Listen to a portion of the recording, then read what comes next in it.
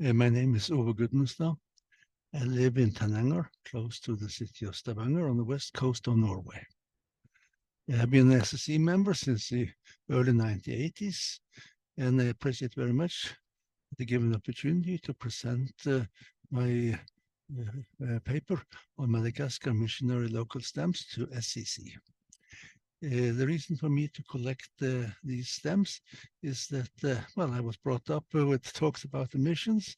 It's a very interesting area for intercultural relations, and it's sort of a limited area for collecting. Gives a lot of information in a short time, okay, to read about these stamps. Okay, so let's get started. We say that Madagascar was mapped early. There was this map from 1802, and the reason why it was so well mapped was that they could map the island, one of the largest islands in the world, from two sides, from the eastern side and from the western side. The missions like to live in the inland, in the central area, because the temperature was better there, the climate was better there compared to the coastal areas. This map is prepared by a British person, a most obedient and humble servant, Arrowsmith. This was the way the people had to address their managers in the UK in the time of English rules the world. The reference book I'm using is Carl Sanne, Norwegian Missionary Post to Madagascar Inland from 1867 to 1897. The book was printed in 1981. It gives a rather good information about the background for Norwegian missionary posts and a lot of information about the mail system and, of course, the stamps. The NMS is a Norwegian Missionary Society. They established themselves in Madagascar in 1866. They had been established in South Africa for some years before that. And one of the reasons why I went to Madagascar was that the Queen, Rana Valona II, she converted Lutheran Christianity in 1869. So then it was much easier to work on Madagascar than some other parts of Africa. The mission map we can find here. We also, in addition to literature, the book by Sanne, also refer to Luc Monteret. He has written a very nice presentation on oil maps, oil mail and postal service on Norwegian mission in Madagascar.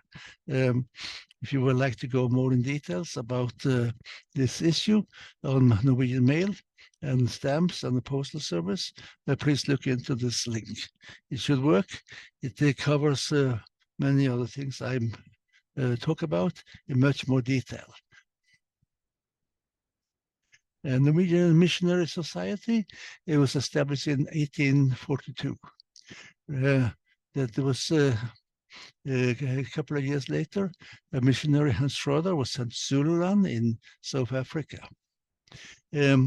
This mission society, of course, that was among most, the members were mostly the ladies, and the ladies had the time to do knitting and sewing for the poor people, for the missions. Okay, and well, I find the ladies here quite strict, but of course they were taking pictures of them, so they were looking into the camera.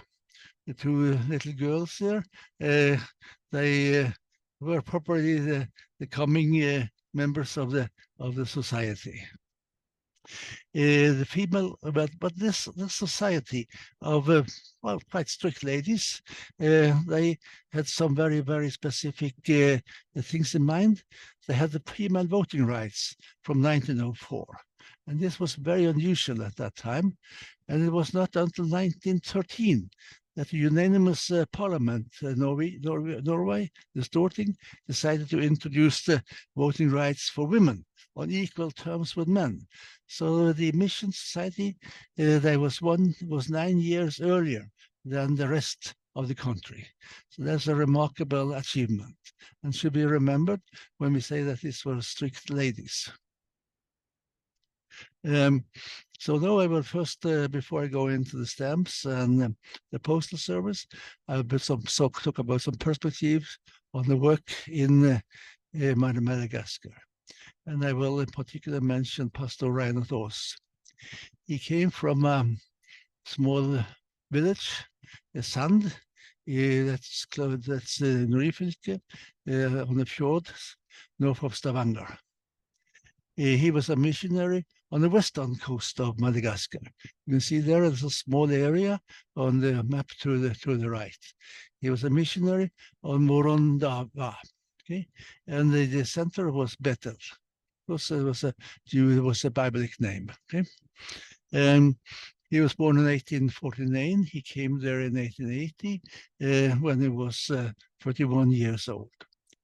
He was there during three long stretches. First one was 8 years, okay. Second was also 8 years, and then 5 years. Okay, so he stayed there for many years. But the work there was very hard. Work in the coast was harder than in the inland on the higher plateau of Madagascar, because it was more damp, it was more warm. And he lost his wife just some few years after he had arrived, after she had arrived. She was Ingeborg Fatnes, and I'll talk more about her. And why do I mention Pastor Reinhard Aas and not the others of the many missionaries who had been there on Madagascar? Well, because he was a hero of my mother. My mother was Anna. She was born in 1908, so she had heard a lot about Reinhard Aas. You see, he came from a small farm Fatnes just across the fjord. And it was mentioned quite often in her home about missionary Reinhard Aas. I remember that she talked about him in my youth, and in our bookshelf, there were not so many books at that time. Reinhard Aas books, Opplevelser og inntrykk, experience, and information from mission on the western coast of Madagascar and at home, because when he was at home, he traveled around the country and had preachers for members of the missionary societies. To the lower right, we see a letter sent to him on the west coast of Madagascar on Mondarama, and this letter was sent to Durban to care of persons who could bring the letter to Morondava when there was a ship. Okay, so this was for the way they also transported letters on the western coast. On the inland and the eastern coast, it was easier. I will come back again to that. Okay. In 1885, this picture is from Morondava, and Pastor Aas is standing there by the pulpit in the front of the church entrance door. The worship was held outdoor because a flood had damaged the church, and the floor was full up of mud. This was the first wooden church in western Madagascar, and it was founded by him in 1882, just 2 years after his arrival. Yeah. And in 84, his wife died when she had a child. This information and the picture is from Missionary Archive of Norwegian Missionary Society in Stavanger. They have a huge amount of information from the Norwegian missionary time on Madagascar. And still there is active contacts between mission in Stavanger and the Lutheran Church on Madagascar. We see a map here at the bottom showing also the main locations. We see the capital, okay, Antananarivo, and we see a smaller city and to the south of Madagascar. I come back again to that. Well, he came in 1880. Ingeborg came in 1882. She was then 36 years old, and she died just 2 years later.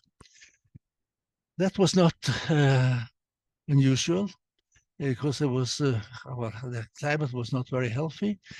She was not a young mother; she was her first child, and this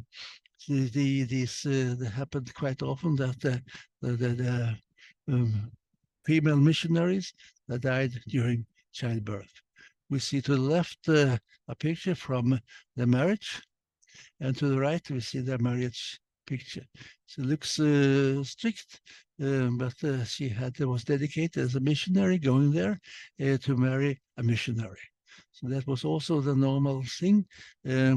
Ladies with education, either as nurses or teachers, they also went onto the missionary school, and they came to join a missionary and married. This is a church in 1886, okay?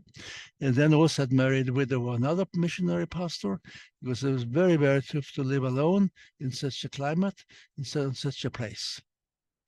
And you see that is a nice church, resembling somewhat the Norwegian small chapels or small churches in Norway.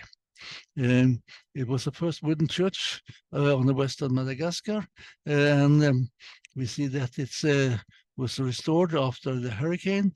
We saw previously the church that was first set up, but this is the restored church. There are quite some few people here coming to the church, and we see here also the pastor with the Norwegian clothing the priest used at that time. Okay. Now I go on to the post. Sorry, I go on to the post, which is our main reason for giving this speech. But I thought I would give the background about the missionary, before I go to the postal service. The British had established the postal service on Madagascar, and then the French also established a postal service on Madagascar. There was some discussions, hard discussions, of course, between the English and the French, who were in charge on Madagascar. Okay. And during that time, letters were sent from port in Madagascar on the eastern side to the island of Mauritius, okay, which was a French colony at that time. The letter was franked with the stamps or paid on Mauritius, and marked paid, and then, depending upon which boat was available, letters were sent to Europe. They were sent via the English Ceylon, now Sri Lanka, or Aden on the Arabian Peninsula, or by a French route from Mauritius or Réunion, and then to Suez. And then, of course, forwarded to the countries in Europe. Because there were the regular postal service at that time from France and from England. A letter from the top was sent directly with the missionary boat, Eliezer. This was from a pastor in Madagascar. It was sent to his in-law, and it was sent via the vessel Eliezer. The vessel was bought by the mission to bring the missionaries and their supply to Madagascar. There was a question by my lecture there on net, or how long time it take. Well, the travel time from Norway, from Stavanger to Madagascar was several weeks. Of course, it depended on the wind conditions.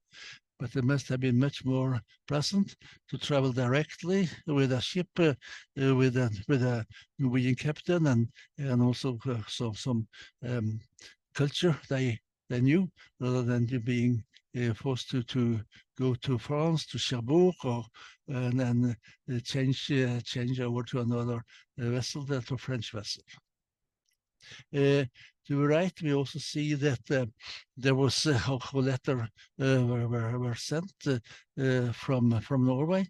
We have paid by 20 euro. Okay, and it was sent to Mauritius, and then to be forwarded to Tantarava, okay, a special place, and it was sent to Rev Pastor Svensson. Okay, and so this was the normal way to send post to Madagascar, and then the way to send post from Madagascar was either by Eliezer or the way to by the British to Ceylon or Aden, or to we have French to Mauritius, Réunion, and Suez. But then there came up the domestic service. The domestic transport in Madagascar was done by what they call runners. This was probably a very decent job to act as servicemen, to bring information across the country, and these were paid by the foreigners. So it was probably a very good job. They also carried people, okay, with special chairs, and they also transported goods and posts, of course. In the mid 1880s, a transport network had been established between the Norwegian main stations on the inland and the capital,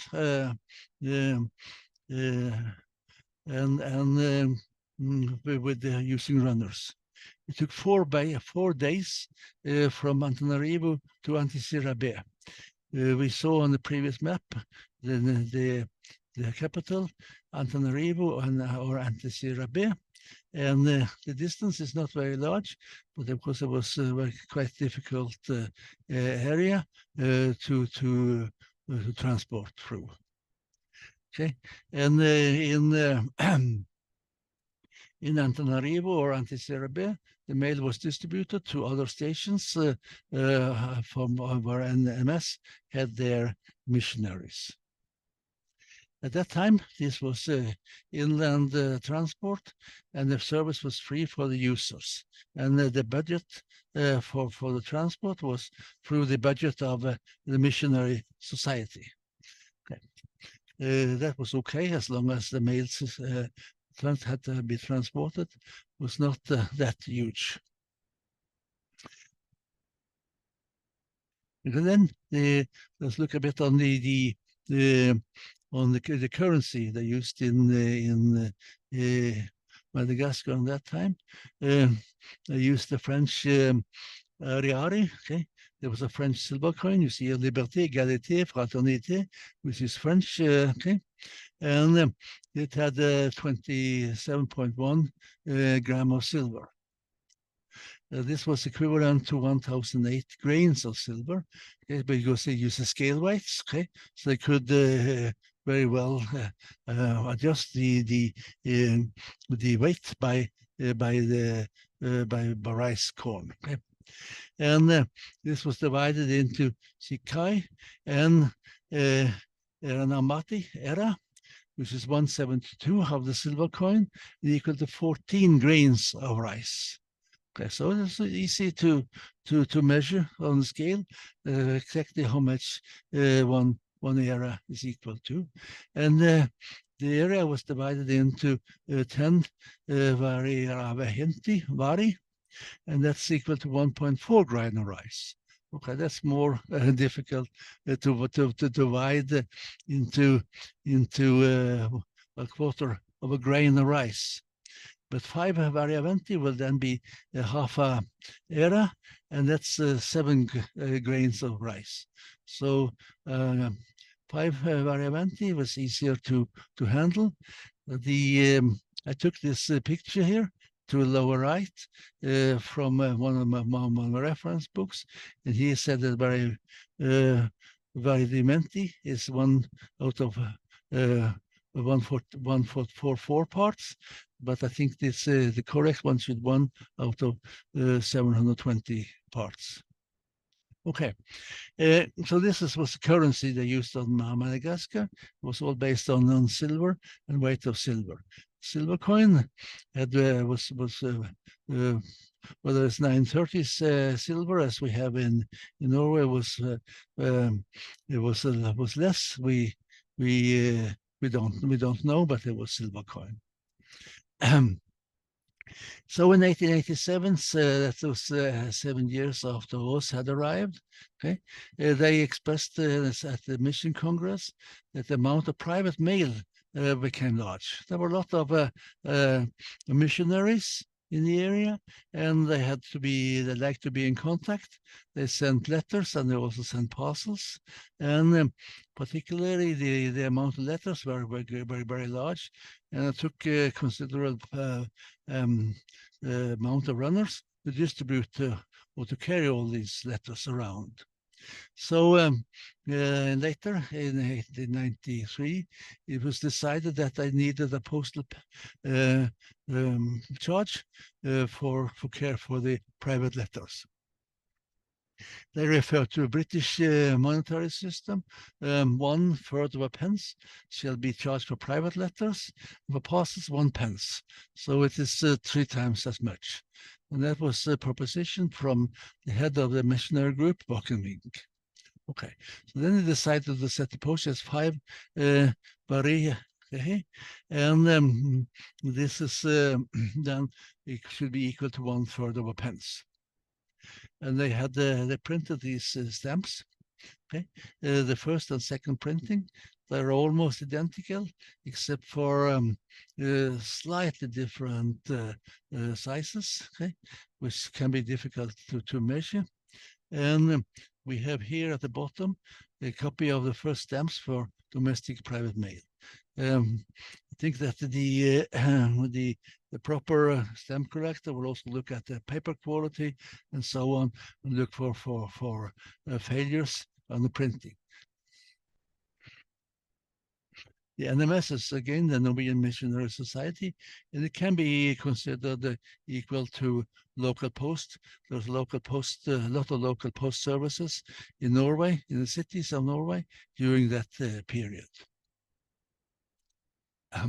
Then is the for parcels they had 1.5 R, okay, and which is 3 times as much as I said.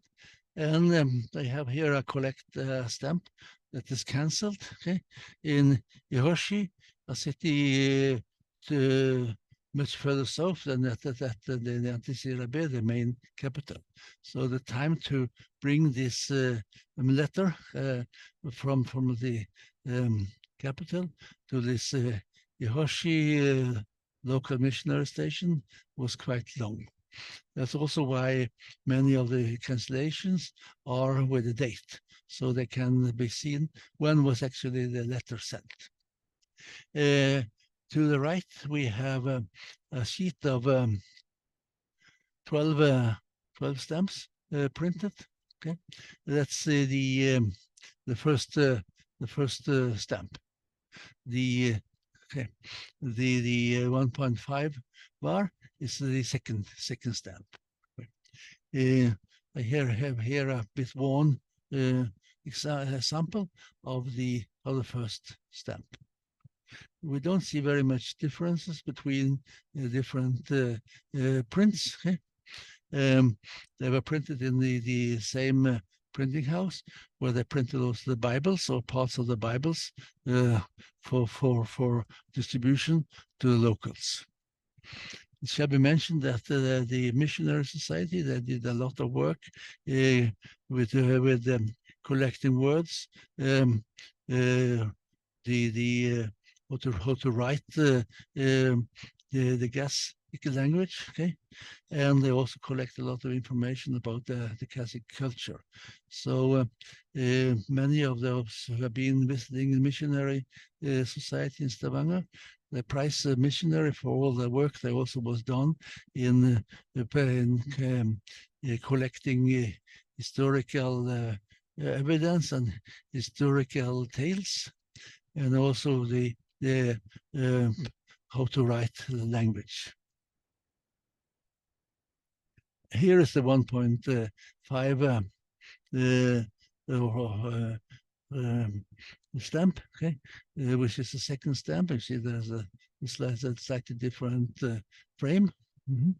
And this is equal then to 21 grains of rice, 14 for the era, and 7 for 5 bars.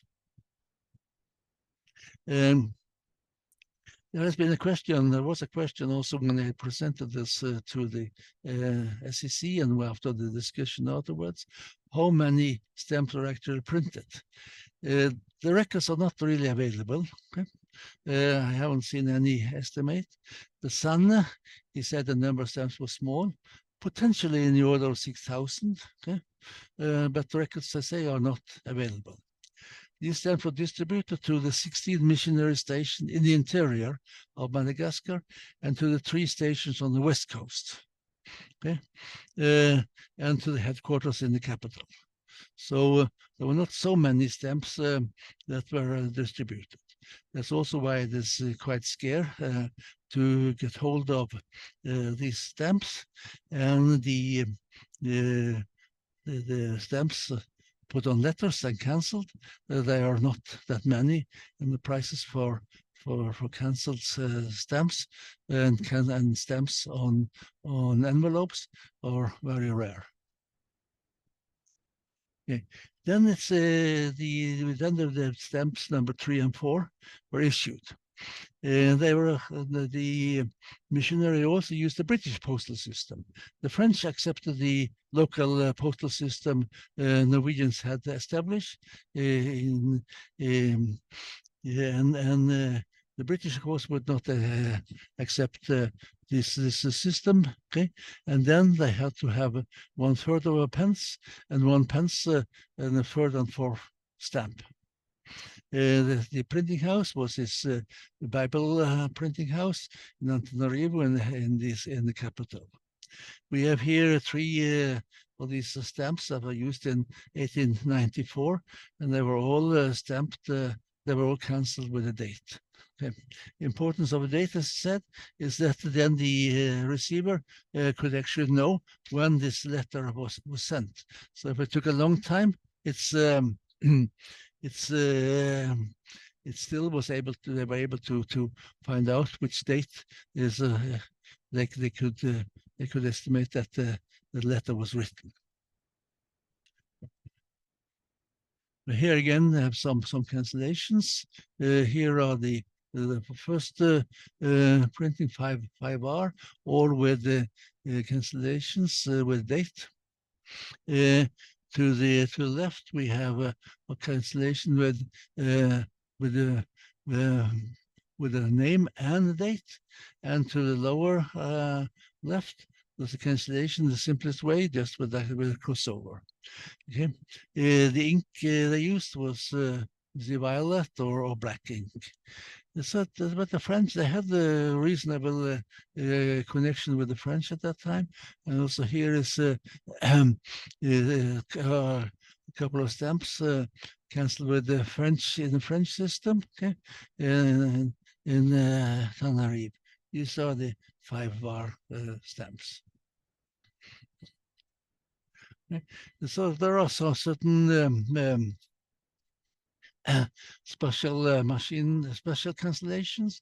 To the left, the station manager at Fiasirana, he had developed his own machine cancellation and like to use that. Okay, he sent this letter to the manager in Antananarivo.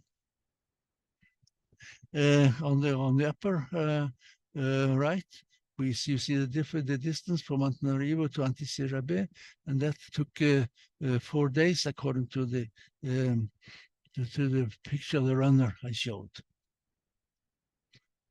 Okay, and then again at the bottom there is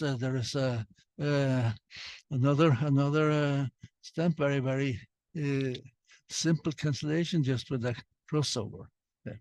They some didn't care so much about the post. And there's also a handwritten dates here, and a very nice letter for Monsieur Albi, resident de France, may possibly in French Quarter or with French administration in Antsirabe. Okay, so these are my introduction to the stamps and to the cancellations. I refer to one of the presentation earlier, okay, and that was by Luc Monteret on slide number 4, and that gives much more information, much more detailed information if you're interested. Then I will bring attention to a souvenir sheet that was produced in 1968 with the first, second, third, and fourth stamp. And these the souvenir sheets, they were printed in 200 copies, okay, and 16 stamps on each sheet, and by B in Skopum. Okay, so here I have copied in one of these souvenir sheets, and they show then all the stamps printed by Norwegian Mission, but only one of the issues, because of issue 1 and issue 2 of the first stamp. So it was only one of them, and I don't really know which one. You can see there are some differences in the framing. Here the frame is very dense and very dark, but the others, both to the right, they are more faded. Okay, so it's that's natural when it was such a very local printing. So it's also possible to buy this sheet, and J. Smith, who is specialist in Scandinavian stamps, he has these stamps for sale. Well, I know I have been getting information from J. Smith for a very long time, but there are no commission from showing this ad. So, but I think I do it because some of the collectors might like to have this information as part of their collection of local stamps or Madagascar, stamps from Madagascar. Okay. But then in 1896, the French authorities, they decided now it was time to organize the countries properly, and they wouldn't let the English have a share of the country. So General Gallieni was sent there to organize the country, and he really did that. He organized it, and as soon as he came in 1897, he said that the use of local Norwegian stamps was illegal. Everything had to be French. Okay, and then of course the Mission Congress decided that they should stop the use of these stamps. There was no reason for them to get in trouble with the local administration on the island. So from 1984, to 1897, these stamps were in use. Not a very long time, and not very many issues were printed. Only 4 issues, and not many stamps, up to 6,000 estimated, were printed. So this is a scare. Lot to get into. Then the French took over, and here you send see a letter to Judala in Christiania, Norvège, right? With French stamp and French stamp I can read. It's 1906. Okay, so then the question is, so what happened then to the missions? I will we'll talk a bit about that.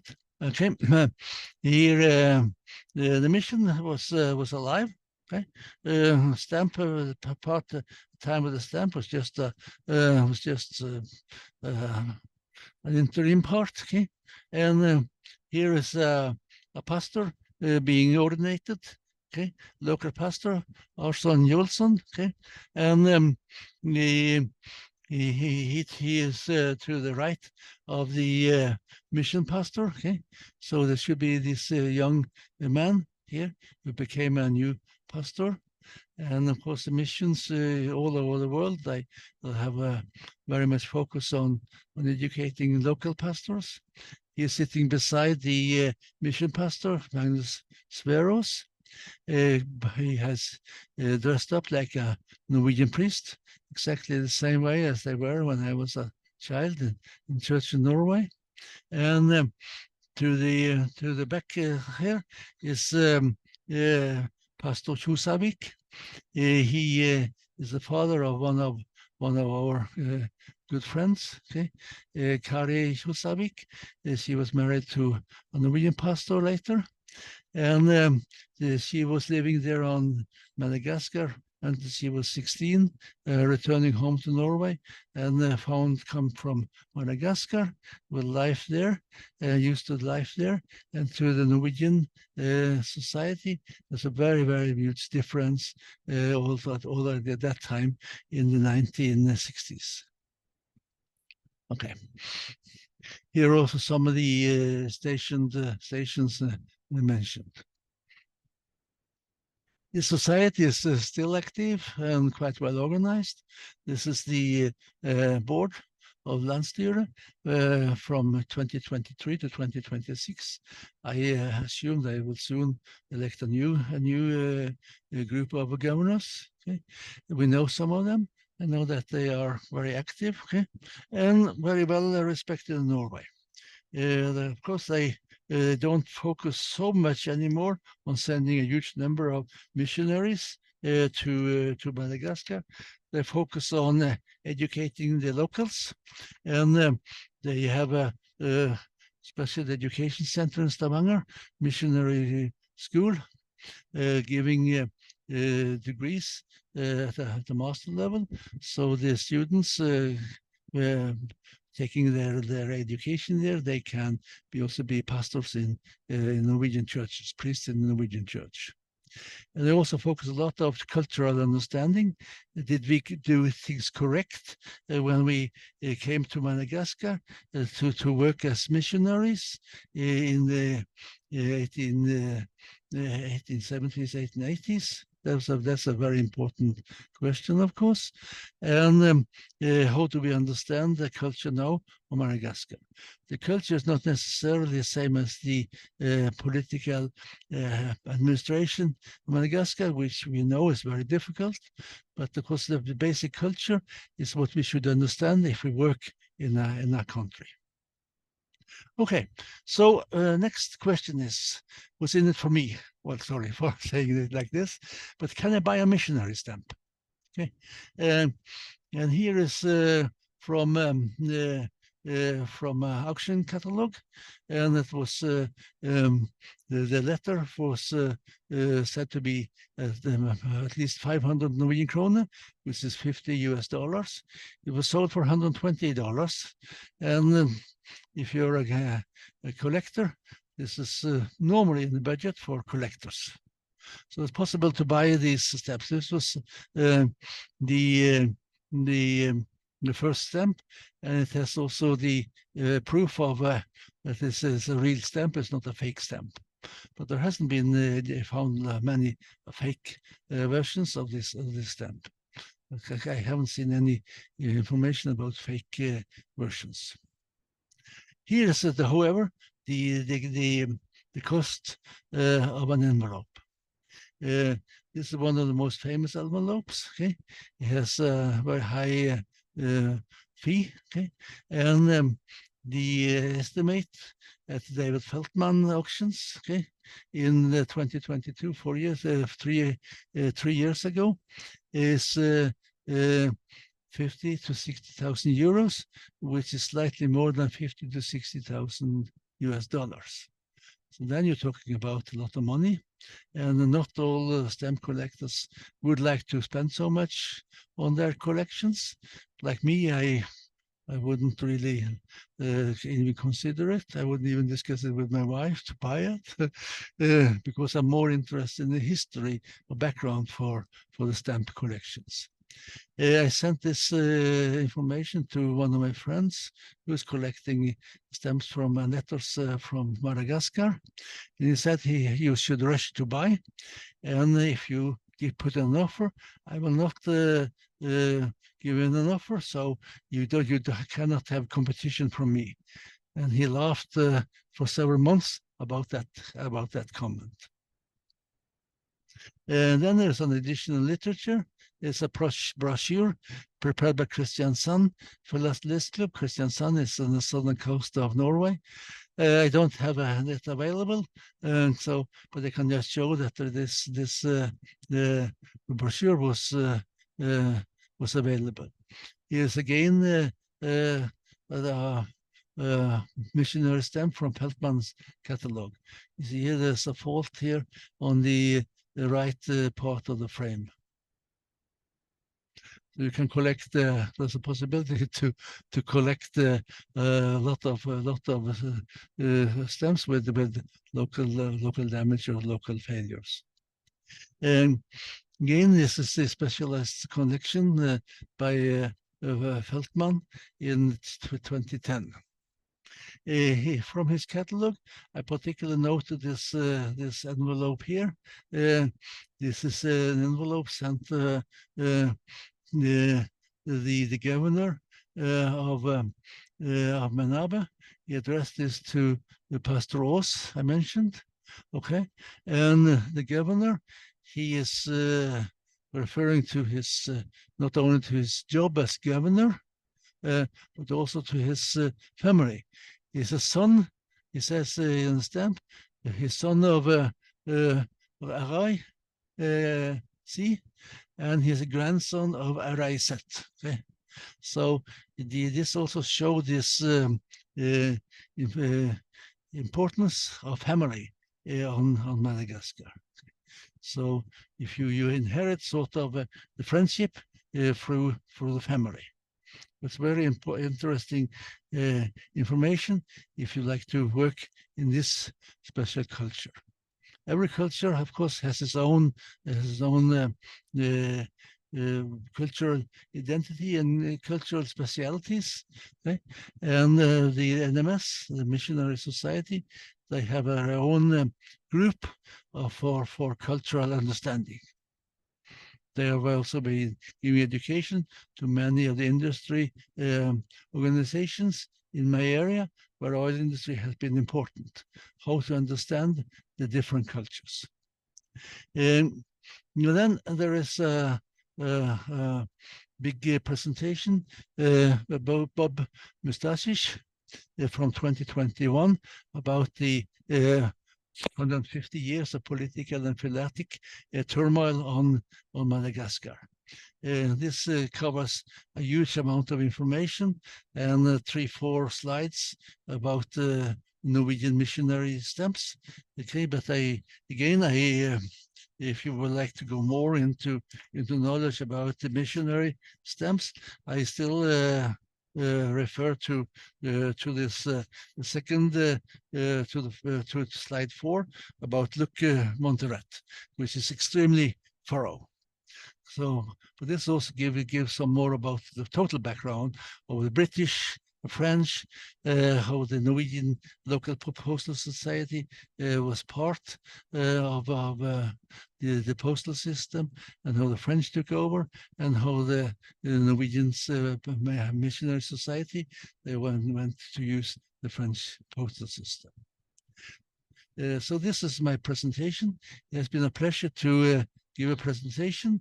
And here is also my email address. And thanks for attention. This is from my life as academic. You can see this is a very hard life. I spent a lot of time also working on the Arctic questions. I was several times to Spitsbergen, Svalbard, up in the north, to see how ships could sail in the ice. Quite relevant now for relating to Greenland and what's going on in discussions about Greenland. This was one of my job as academic, one of my research projects. Okay, but I'm also interested in the conditions in the south.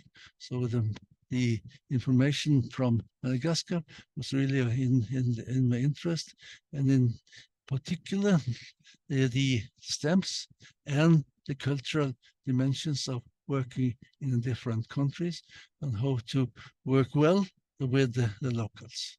So thank you very much for my opportunity to give this presentation. Thank you.